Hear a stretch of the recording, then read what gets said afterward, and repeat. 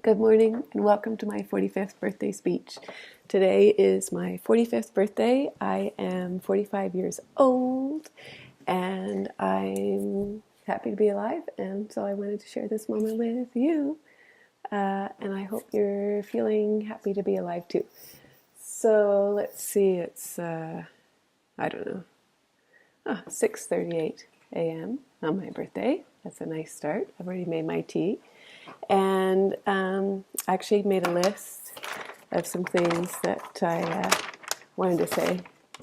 So, the first thing that I want to say, and this is the unifying theme to the entire message today, is about choices. And somebody shared something recently, thank you to that person, about the full range of choices that we make. And we make choices in so many areas that we don't even realize that we're making choices. And I've been noticing that a lot in my life, that I have choices to make, but I don't understand that I'm making that choice. So I have a choice if I'm going to wash the dishes before I go to sleep. I have a choice if I'm going to think about the flowers that are outside my window that look beautiful, or if I'm going to think about the fact that my yard is not landscaped and those flowers are volunteers. Nobody bought them or planted them or decided they should be there. And they aren't lavender, which is my favorite.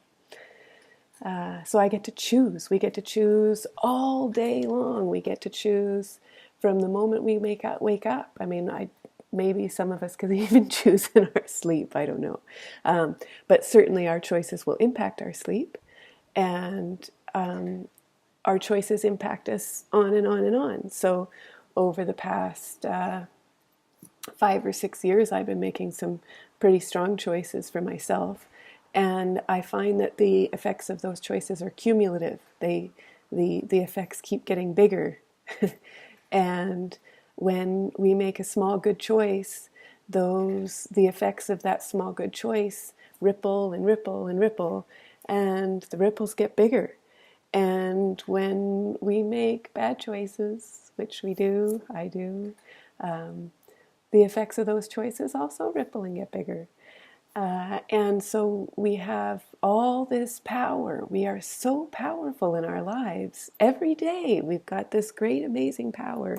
And the way that we use it is going to impact our lives, our life experience. And our life experience doesn't only impact us, it impacts everybody around us. If we have pets, it impacts our pets. If we have a home, it impacts the state of our homes. If we have belongings, it impacts the state of our belongings. And my God, does it affect our relationships. So choices, that's the theme. Okay, so one thing, and this happened kind of at the beginning of my starting to take more awareness into my choice making, is if you can find something that is a sign to you. I know it might sound silly, like give me a sign, whatever, but if you can find something that is a sign or a reminder. When my father died, my mother found a beautiful sign, which was, well, it's not a beautiful sign because helium balloons are toxic to the environment, but balloons. She had been thinking of my father and seen some I think they were green and blue balloons floating by. And from then on, for me, for my mother, and probably for other people in my family as well, when I see a balloon, it's a reminder that my dad loves me, even though he's not stepping his feet on this planet. And that's been beautiful. That's from when I was in my early 20s. And anyway, more recently, about 6 or 7 years ago, I started seeing hearts. And I started seeing them in nature. I mean, I've got a mug with hearts on it. but that's not the same thing, right? Like that's like I bought some hearts, yeah, whoop-dee. And I think hearts as a symbol or as a sign or a reminder can be quite, I guess cheesy is the word. I used to hate being called cheesy Chelsea. That's like the automatic. Plus I'm like a Cancer moon child. I'm totally cheesy. Hated cheesy, but I can own cheesy now. And yeah, hearts can be super cheesy. Like, oh my God, look at that doormat. There's hearts on it. Ah, it's a sign. And yeah, well, no, people like to put hearts on things. And actually, it's been really nice because I've been able to realize the extent to which people like to put hearts on things. They're very popular. It's a very popular symbol. And I think that that is a very wonderful state of the world when hearts are a popular symbol. Yeah, hearts. But I also see hearts in nature. I see hearts and I see stones that are heart-shaped, usually because the dirt around them has been moved into a heart. But I actually was cutting the grass the other day and nicked a stone and a piece of it flew off. And that stone is in a very distinctive heart shape. And so, stone-shaped, heart-shaped stones happen. Stone-shaped hearts. So, what is the sign of? What does the symbol remind me of? Because this symbol is not just about my father loving me, although, of course, my father loving me is a part of any symbol that is anything good. But the heart symbol to me, and these words that I have for this symbol are newer than the symbol itself. But the way I would describe hearts to me now is they're just a reminder that that the universe is on my side, that the universe wants me to be happy, that the universe loves me. And I guess the word universe is, I read a book, The Universe Has Your Back. Her name is Gabriella. I forget her name, I'm sorry. The Universe Has Your Back. Google it, it's a good book. And I read that book when I was feeling quite anxious about some things that were going on in my life that felt like they were really beyond my control. And the idea of the book is, you know what, the universe has your back. And the way that I would describe that in scientific terms is evolution. Life wants to live, like life is supposed to live. That's our lives are. Survival is success. Survival is the end game. It's survival, and in that sense, the universe wants survival. It's about life. It's about creation. It's about ongoing creation, and so you can call the universe whatever you want to call the universe, or you can call it science. You can call it a method. I don't know. But the idea that your life is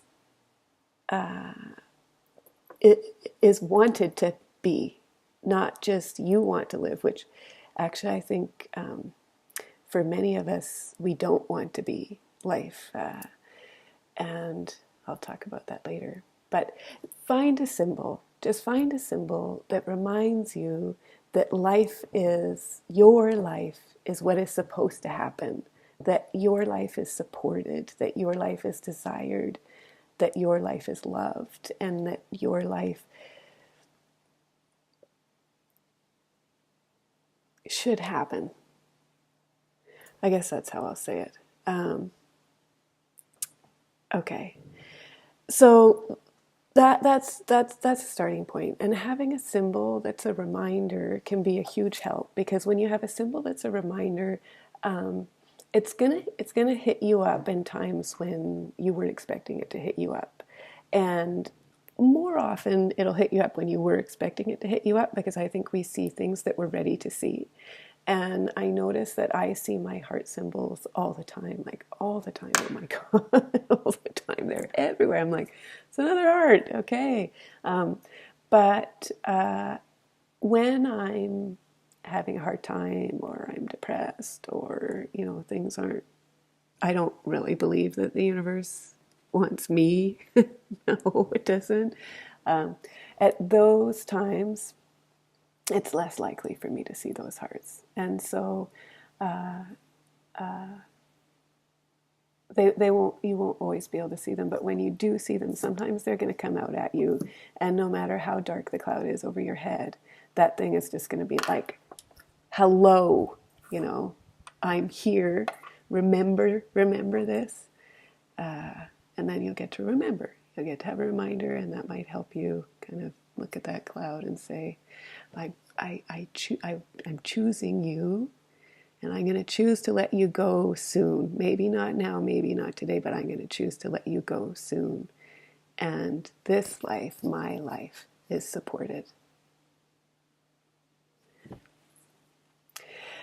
So then once you've got your reminders that your life is supported, and in order to have reminders that your life is supported, I suppose you also have to actually believe that your life is supported. And that's a huge leap, because I think a lot of us have huge monologues going on inside our heads about how our lives aren't worth it, or we aren't worth it, or other people's lives are good but ours much less so. And so you've got to let go of that whole set of lines about you, about your story, and come to, this life, my life, the life I'm living, this life is supported.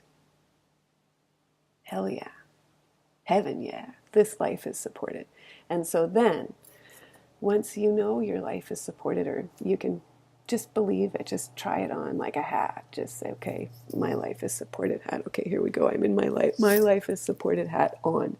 And so now for this period of time, I'm going to believe that my life is supported. Just believe it for a while. I mean, it's like, it's a choice, right? It's a choice in our beliefs. Do I believe that my life is supported? Do I believe that my life is not supported? And as long as we're believing that our lives are not supported, they will not be supported. We will create an unsupported life. And as long as we believe that our lives are supported, we will have supported lives. Not every single thing we can do is going to work out. My gosh, failure happens. I do it a lot. Zillions. I can't even. I fail. I fail. That's the thing, thinking how many impossible things before breakfast. I like to not just think impossible things before breakfast, but do them and fail at them before breakfast. Yeah. Failing at impossible things before breakfast. Chick, done.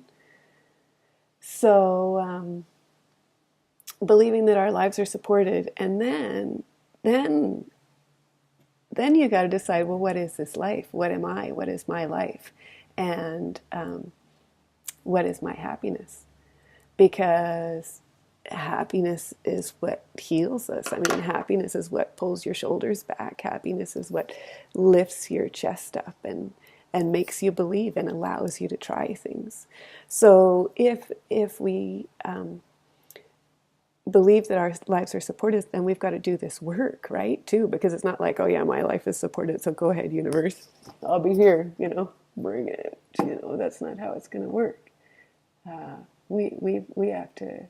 We're the vessels. We're the vehicles. We are the driving force. And so, while our lives are supported, we need to live the life. And so, if we're going to be living the life, we need to find out, well, what life, and we get tied up, and I think this is what was killing me in my 30s, is we get so tied up with, we decide things, right? I decided I was going to be a teacher and a mother and a wife, and so I was those three things, and I did those things with so much effort and so much love and so much passion, and in my work I was on every committee. I kind of feel sorry for some of the people on my committees, because gosh, I used to get pretty, really passionate in quite a narrow-minded way. I would have decided what was the right answer, or the right next direction for this school or for this committee, and when people didn't see things my way, I didn't have a whole lot of room to really take time to understand the way they saw things and value their perspectives.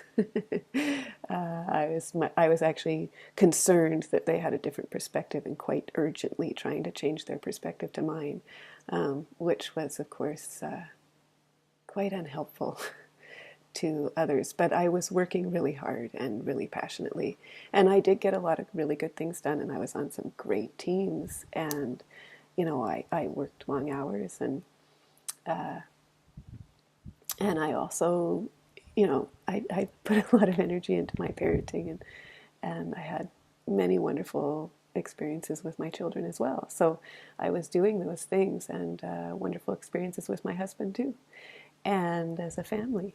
So those things were going well, but they were also not going well because I was focused on those things: wife, mother, teacher. And I wasn't focused on my happiness. And my happiness was almost like a luxury that who has time for that. And what I really had to be was a mother, a wife, and a teacher. And so probably starting my master's degree in educational technology put a huge shift in that, which was that I was asked to be thinking about the difference between humans and machines, and many of the things in my life that I was doing felt much more like machine things, and things that could be programmed. And I started to notice self. We had one project, and we needed to make a video, and the title needed to be either I am an artist or I am not an artist. And of course I'm not an artist in the I don't have an art degree. I not particularly accomplished at any of my arts. A lot of the art that I do is mostly beautiful to me, and thankfully also beautiful to others as well. But I'm not an artist in terms of jumping through a hoop in the way that I was a teacher and a mother and a wife, because I was those things. I had the pieces of paper, frankly, and I don't have an artist piece of paper. But as I thought about that task, I was like, I am. And I'm like, I knit, I play guitar, I write. And so I made my video called I Am an Artist. And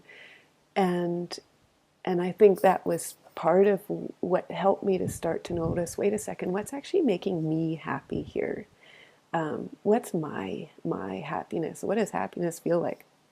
And that was followed by quite a long round of depression, because I was like, I think I can see what happiness is, and I think I don't have it. But listening to ourselves and finding our happiness, finding what makes us happy, and what does it feel like, and where do I feel it, and how do I know it really is? And it can be confusing, because there's some happinesses like I used to love to go and have a few beers, and not much of a cocktail person usually, but sometimes there'd be somebody offering shooters, right? Yeah, shooters. I'd be like, yeah, okay. It's so exciting. And I've danced on tables for sure. One of my greatest memories is being in what's that Welsh town? Shoot, ugh, that's the way my memory works.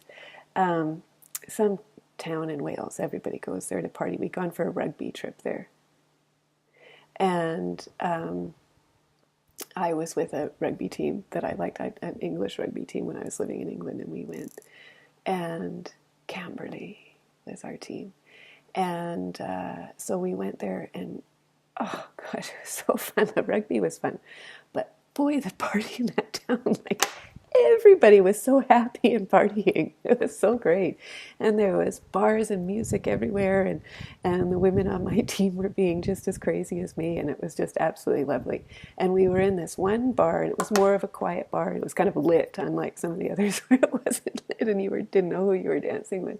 And they had high bar tables, and I was climbing up on those high bar tables and doing the trust fall, and my team was catching me, and it was awesome. I loved it. God, I loved it so much.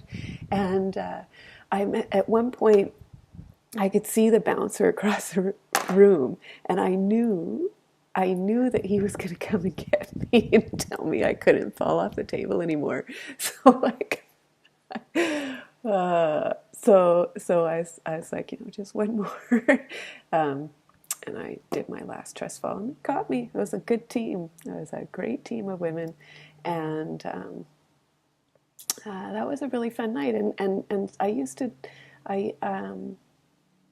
I used to do that more. But the thing about nights like that is that they come with the next morning, and because of the amount that you're drinking on the occasion, maybe some of the full awareness, like that moment of being on the table and kind of basically getting the bouncer's permission that although I wasn't allowed to do this, he was going to let me do it one more time. Yeah, that's cool.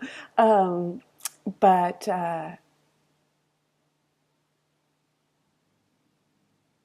my overall level of consciousness over the whole evening, and I'm not mentioning everything that happened, was pretty low, and my general state of health and happiness on the next day was like, I mean, and we think after a night like that we feel awful. Just it's just like the hangover, and we think of hangover as headache and rotten stomach or whatever else, but hangover is also actual depression. Like, oh, I don't know. I'm sorry because I don't know my definitions of depression very well, but it is actually horribly depressing. And it like the thought patterns in your brain.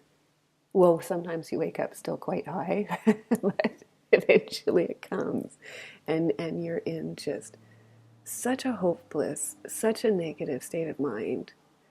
And like what, that's your Sunday, and then Monday you're going to work? Like, no wonder we don't like work. Look at the state of mind we're bringing into it. So for me, I realized that actually, although I loved partying, and I think I was a really good partier, like I think I was really, really good at it because I think my natural state is quite joyful. And I can be a bit of a trickster too, kind of, I don't know.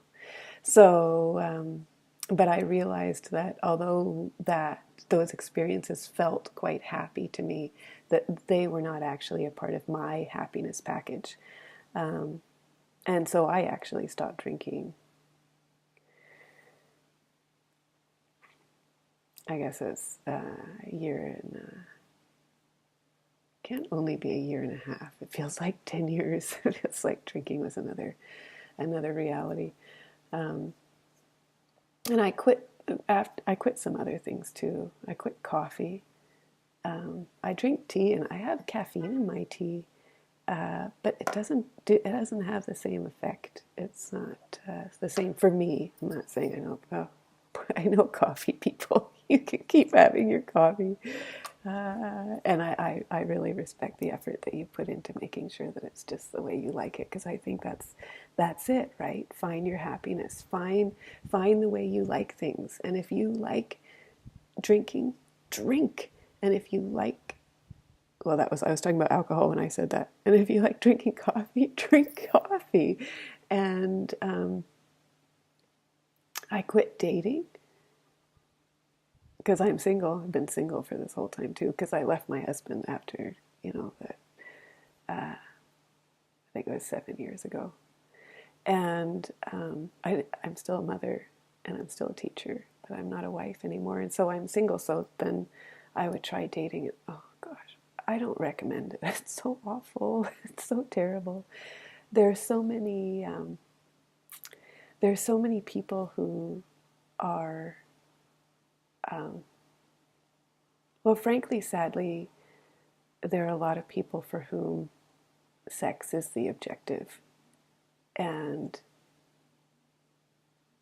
it's funny. Um, it's funny. I find sex as an objective so heartbreaking.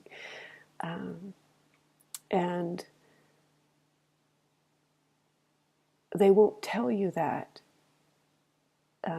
They'll tell you everything you want to hear. And everything I want to hear is actually quite simple. So I quit dating. And it was just, it'd be like the rush. Oh, I think this is the one. He texted this. The classic, most obvious one is the guy who he's like a serial dater, and my age group, single mothers in their 40s, is his target group because we're easy targets, apparently. Apparently, we are easy targets. And one of the things that he said early on is some statement about, oh, you think single mothers are, the superheroes of this day and whatever, like just going on about how great single mothers are. And I'm like, really, you do? Like, no kidding, he's going to say that to you, woman. So people can say things and he respects women. He's a feminist, he really cares about me and he understands. But notice he said women, it's like every single mother. He's like, chick, okay, go get the next one. And yeah, so I quit dating.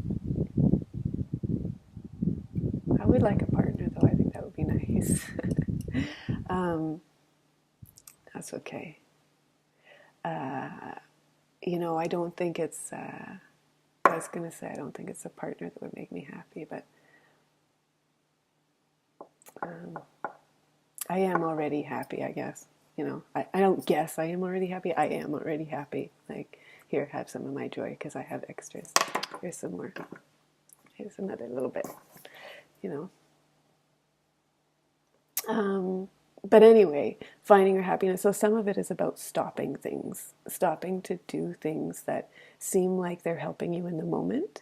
And then later on, they break your heart or break your happiness, or the long-term effects are negative. So, and then you got to find the things that do actually make you happy. And you generally are going to need to shift the way in which you do them. So I started painting. So I always had ideas for paintings in my head, and I always wanted to paint. And so I would, I just had images in my head that I wanted to create. And they would just keep coming to me, and I would just keep ignoring them because I'm not an artist, and I think I really got to find somebody who can do these pieces of art for me. And then maybe partly because of that UBC thing, but it was several years later, I just said, you know what? Oh, you know what I did? I did a challenge. There was like a 7-day photo challenge or something. And instead of doing the 7-day photo challenge, I did a 7-day create something every day challenge. And I did a painting every day for 7 days. And I just I said, you know what? I want to paint, and I want to enjoy painting. And so I would paint, but when I would paint, I would not invite my critic. So actually, I don't invite my critic to very much anymore. And so with no critic, painting is lovely, and I've had so many beautiful experiences with my painting, and I've written and published a book now. And you can buy it on Amazon. It's called Grown Up Gabri by Chelsea Woods. And, that book makes people feel happy, when they read it. They feel it somewhere in here, I think. So I found painting I've always had my writing. I've always loved to write, but during the wife, mother, teacher years, writing wasn't one of those three things. So thankfully, running was. Being fit was part of that package.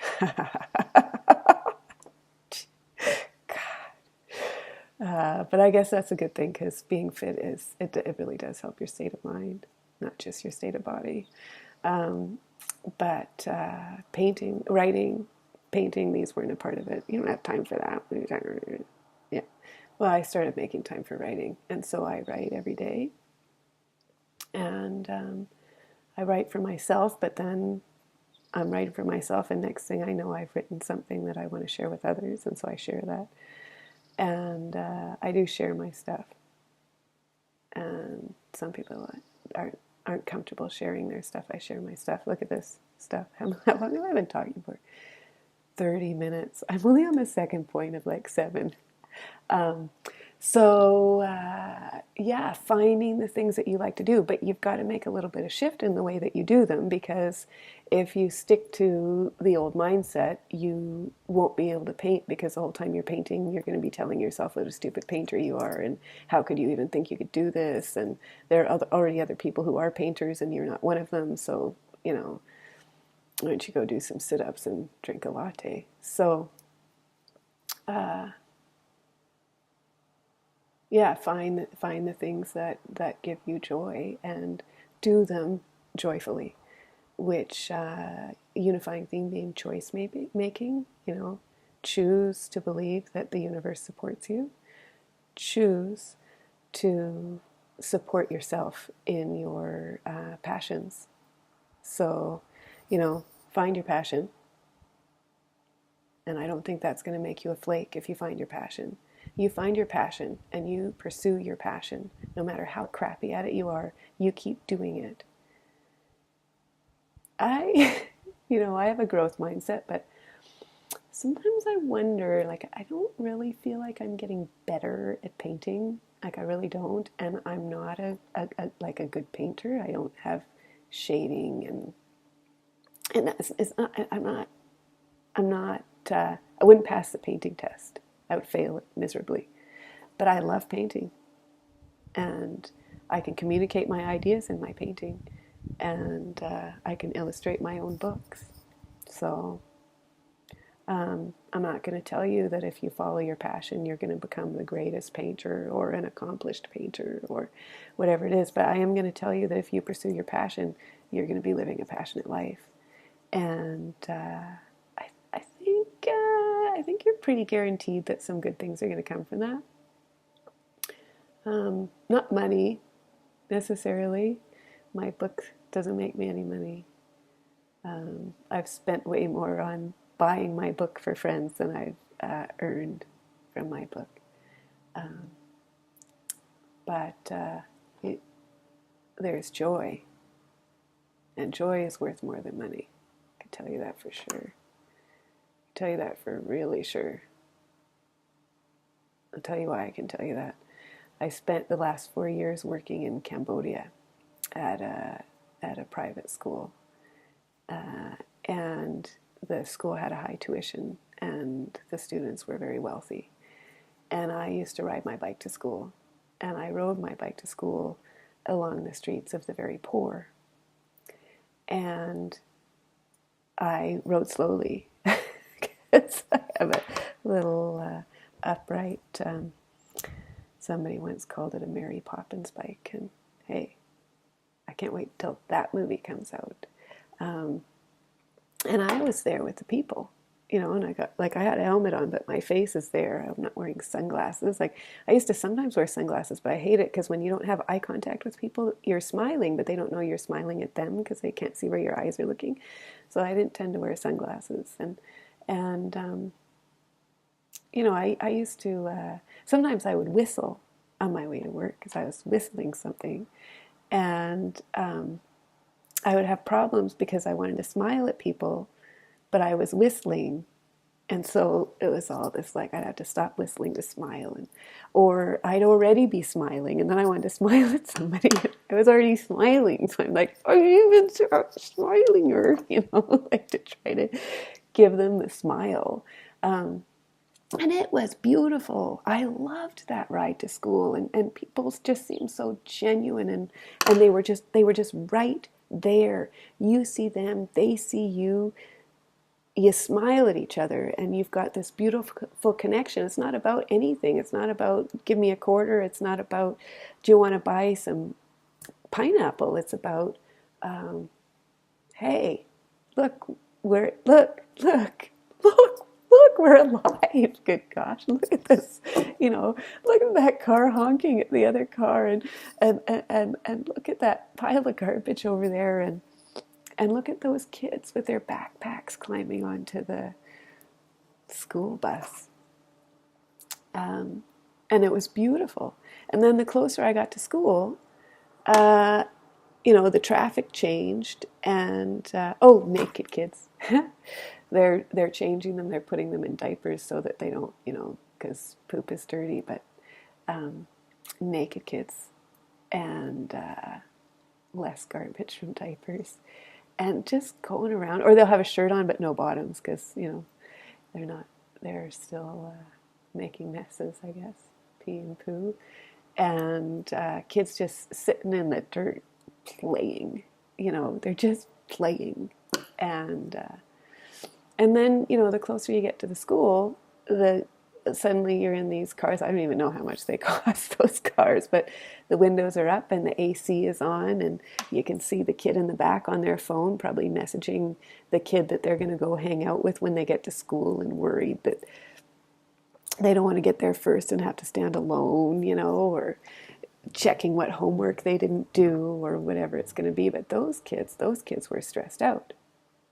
So you go from these happy people who were just right there and able to exchange a smile to these like rich like kids who were supposedly privileged, and they're stressed out and anxious, and the pressure on them, and they think they need these cars, they think they need these phones, they think they need these $200 t-shirts, and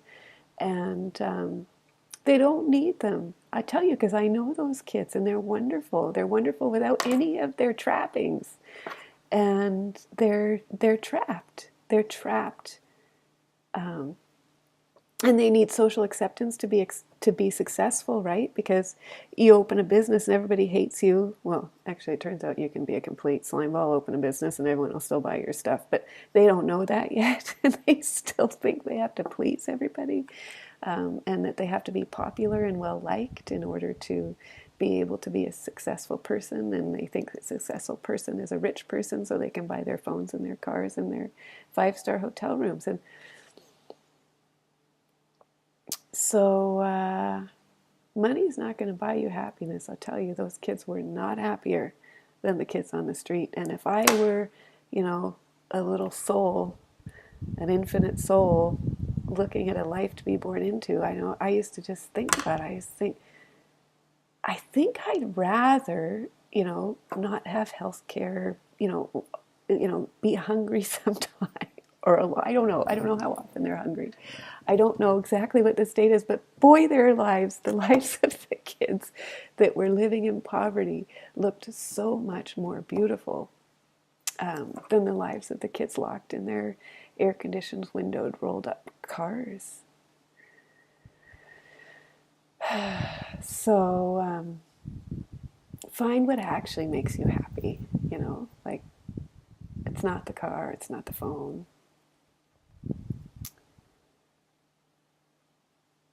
So, yeah, find your happiness.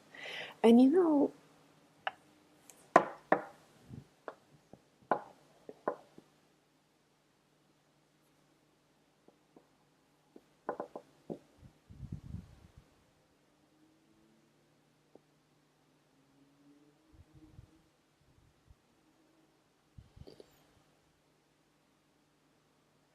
I forget.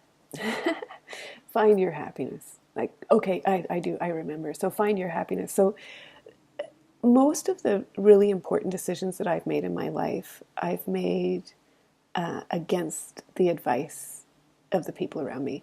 And I have good people in my life, people who are really good at not giving me advice, right? Like I have it, because they know like I'm kind of a dreamer type. So I want to do this. And I've got some really good people who are really good at not crushing my dream. So they'll be like, oh, and you can feel it. You can tell. You can tell when somebody thinks your dream is not going to work or whatever. And I've had a few things, very big decisions that I've made in my life that have not been the approved decision. And it's been very clear to me that it's not the decision that people think is the good decision to make. And I have found the strength and the courage to make the decision anyway. And in some cases, the making of that decision has caused a big failure. In fact, I've got a scar on my chin. If you can see, I don't know how well you can see because I also don't have very good eyesight, so it's hard for me to pluck the hairs on my chin. But I have a scar on my chin along with the hairs on my chin. And that's from when I was 3. And we were living in New Brunswick. We had these giant stacks of snow on the side of the driveway. And we had toboggans, and a toboggan is this thing, it's like this, except at the front there's a little curl like this. And what you do is you lay down with your head's here right behind the curl, and you're looking over the curl, and your feet are sticking out. Well, as a 3-year-old, and then you go down, so awesome. Then you pull your toboggan up to the top of the, so awesome. But as a 3-year-old, what I noticed is that this curly thing, like it's right in front of my face. I want to see where I'm going. And I noticed that my feet were cold. And probably if I had my feet tucked into the curly thing, my feet would be warmer. So I pulled my toboggan up to the top of the hill and I turned it around. I put my feet in the curly thing and I could see where I was going. And, smash my chin into the ice at the bottom of the thing, because actually I think that curvy thing has a role in protecting your face and your body from what you're destined to crash into. Blood, stitches. My dad was making blueberry muffins that night, and they said they'd save me some. I don't remember. They probably did. But I remember that.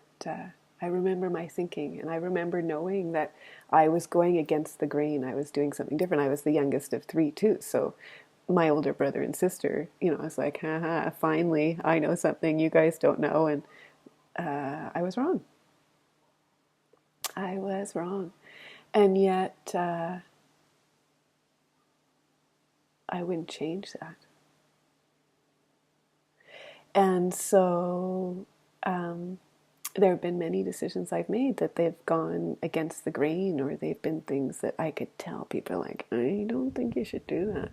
And of course, I think things through, so I have ideas. I don't do all of my ideas, but some of my ideas I do, and some of my ideas I do even if other people don't approve of them.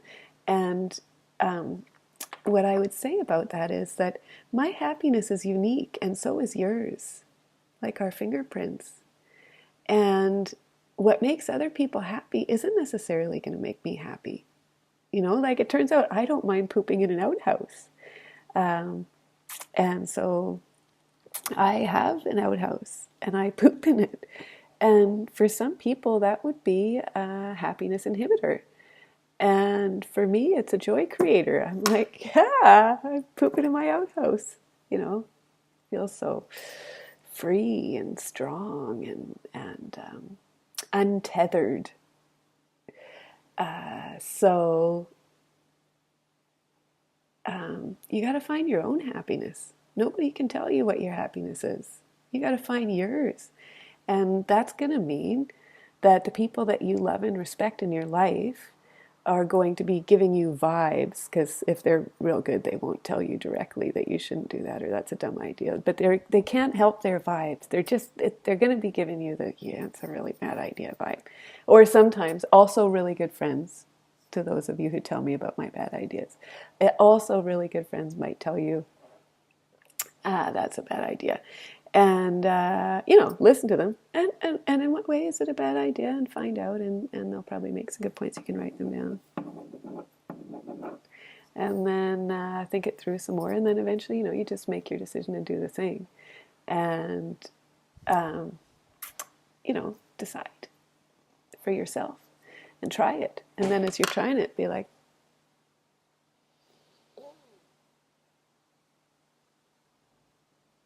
is this happy?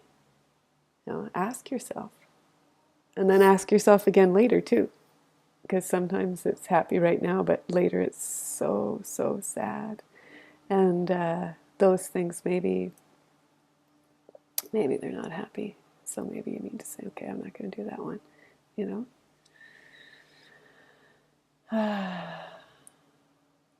So find your happiness. Okay, so that's only 2. I think the others are going to go faster.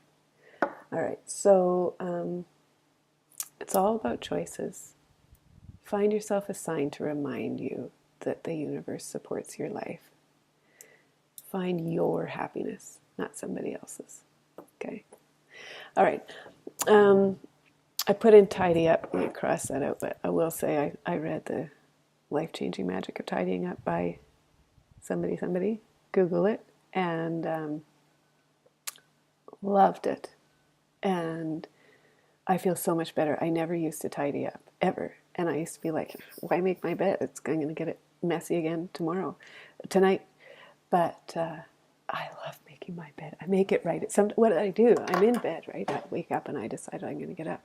What I do, I put the sheet over at that corner, and then I kind of scooch out, and then I put the sheet on this corner. My bed's made, like as I got out of bed. Happiness, whatever your happiness is. But I think actually tidying up was always something that I was opposed to, and I considered it to be a negative thing, and I didn't see it as necessary, and I don't see it as necessary, but I do see it as a lovely choice we can make. And I don't like if I don't want to tidy, or if I feel like this day sucks, I'm too busy, then I did this and then I did that, and now I still have to do the dishes. Well, actually I'll be like, wow, this has been a difficult day. I had to do this, and then that didn't work, and then that, and now the dishes still aren't done. Well, you know what? Those dishes get to sleep in the sink tonight. Like whatever, it's no big deal. It's not like I tidy up because my house has to be tidy. I just find a certain joy in it. And so I do it when I want to, and I found it quite joyful. So I recommend tidying up. I recommend an awareness that every day is a gift. I was in a very nice restaurant bathroom 2 days ago, and there were some sweet women in there, and they were like more gray than I am. They were probably 65. I don't know, I'm not really good with ages. But they were, I don't consider myself old. I consider myself quite young. And they were old. I consider them old, but I hope I'm going to get there. Like, let's call them 65. I hope I'm going to get there, like this. I mean, not like this, like with the natural aging process. My hair is going to be gray. See this? What's going on here today? Right here, It's all going to get like not worse. It's all going to continue, continue this life process, right? So, this is getting quite a bit. It's going to be even more so, right? It's going to be kind of, what do they call it? Like turkey neck. It'll be hanging down more.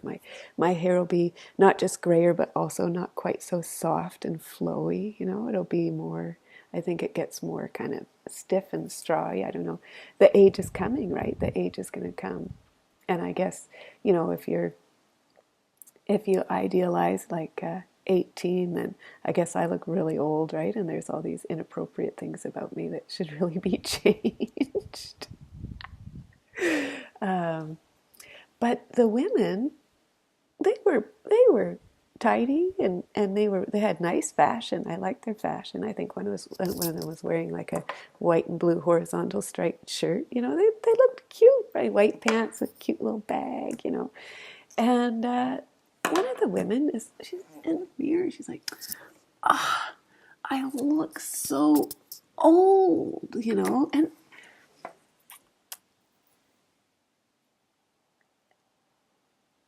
it's a choice. It's a choice. That was her. Like, there's me. This is me right there, right? That was her. She had herself. She took herself to the mirror and she said to herself negative things about herself. And like, what does it matter? What does it matter if she's older or she's younger?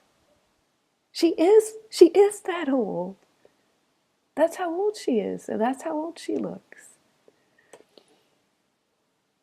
And it's just a choice. I mean, I don't know, maybe I'm in it. You know what? I bet I probably will at some point be in a nice bathroom of a restaurant, and there'll be some spring chicken that's only 46 years old, or it's even 45 2 days ago. And I'll be looking in the mirror. My friend will be with me. I'll go, I look so old. And I hope that 45-year-old is going to be thinking, dude, every day's a gift. Get over it. So you're old. Just live. Just be happy to be alive. And I'll be like, yeah, you say that when you're 65, whatever. But I hope that when I'm 65, I'm going to look in the mirror and say, I look so alive, Who cares about that? Like, I don't know even what other appearance she thought would have been a better appearance to have at the time. I mean, we're still alive, right? Like, we could have died on any one of the days that came before today, and we didn't. And so many people die, like, it's not, I hope to live to be 100. I hope I'm going to make a 100th birthday speech. Might be shorter than this one. This one's really long. I hope. But, yeah, life is a gift. Every day is a gift. Okay. I'm on the last one. I'm going to make it in under an hour. Ooh, maybe I'll edit. Maybe I'll make a short version. Okay. All right. So, every day is a gift. And now, this one is let go of your worries and act from love. So I think a lot of times we act from fear. If I were acting from fear, I would not make this video. If I were acting from fear, I would not be where I am today. Oh, no way. I make some pretty wild and crazy decisions that are risky. And I do them because I'm following my happiness, and because I see life as a gift, and because I believe my life is supported, and because I'm really digging deep to say, well, what is the happiness here? And then when I dig to the deepest part, it's love. Like that that's it. That's it. Love is all there is. Love is all there is. Like, love is really it. Like, that's the thing that's under everything else. Like, and so on the surface, there are all kinds of things like fear and anger and jealousy and insecurity and attachment to things we aren't. Like youth, attachment to youth. And all those things, they're bubbling around, and we can choose them, and we can experience them, and when we do,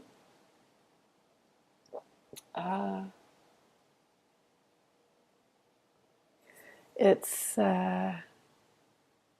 those are harder days, right, or harder moments, and it's important to be aware of the things that we need to be afraid of, right? Like, if there were a bear on my balcony right now and my door were open, I might be thinking about, I don't know what I would do, maybe try to close the door, or maybe I would stop talking and hide under the table. I don't know what I would do, but we do need to be aware of the things that there are for us to be afraid of. And we do need to, think about consequences and factors and variables and all that stuff. But when we make our choices, we will benefit from making our choices from love, not fear. And so make our choices from love, choose from love. And when we're deciding things, we're thinking, I think ultimately in the end, because I'm not you, and I'm not my children, and I'm not my mother, I can only act from my own understanding of love and my own experience of love. And so it requires tremendous decision making and perception having and awareness. And so I can act from love. And that love is the love that I feel, right? I don't know what you feel when you feel love. I act from my love. And when I'm acting from my love, I'm acting, it's this feeling of connection, that we are all one. And that, people worry sometimes that if we're all acting, in our own best interest, then it's going to be a dog-eat-dog world and all that stuff. Well, I've seen dogs. They live in communities. In Russia, they have dogs living out. They're not anybody's dogs. And I've been for a run, and one of them ran with me. And then it went a little chase somebody's dog, that somebody had their dog. And this dog had been running with me for the whole run. And the dog owner thought she was my dog. So he's like, brrr. He probably said, control your dog. But I couldn't. She wasn't my dog. I'm like, I don't know. She's a park dog. But those dogs lived in kind of a cool community, actually. I would say a loving community. So I think when we act in our own best interest, that doesn't mean acting in a way that's harmful to others. Acting in a way that's harmful to others is not in our best interest. Injured people are not in our best interest. Hurt people are not in our best interest. And sometimes we will hurt people because sometimes people want things from us that we can't give them. And that's devastating. I've cried many tears over not being able to give everything that people want from me. But accepting that I can't give them and letting go of that and letting them own that. That's them. That's their upset that they wanted that thing from this. I travel in this body. They wanted that thing and I couldn't give it, so I've cried. I've cried about that. But I'm over it, sun rises, sun sets, moon rises, moon sets. And I can't give you everything you might want from me. But I don't have to be, just act from love. Just take care of yourself. Selfish is not also, I don't think selfish is what people think it is. Selfish means I take care of myself. And then when I take care of myself, I'm taken care of. And when I'm taken care of, I can actually give a lot more. And I give from a better state of mind. So act from love. Love yourself first. Put your own oxygen mask on first. And then once you got that going, maybe you'll make a YouTube video telling people to act from love. And act from love. Take care of yourself. And if somebody calls you a bitch, let them. It's not your problem. It's probably because they wanted you to give something to them that you couldn't give. Because you've got to find your creativity, your passion, your love, your happiness. And when people are constantly telling you, do this for me, do that for me, do the other thing for me, and by the way, you're not pretty enough, those are the people that you need to just kind of filter out. Just like the voice in your head when you're trying to paint, and the voice in your head that tells you how much you can't paint. You got to filter that out too. Because we have to make choices. And we can make choices about what we think about, what we give our energy to, and what we believe. It's just a belief. I believe that the universe supports me. I believe that I am a kind, strong, loving woman. I believe that my life is a gift. And I thank you. If you made it all the way to here, I thank you. And I hope you have a wonderful day.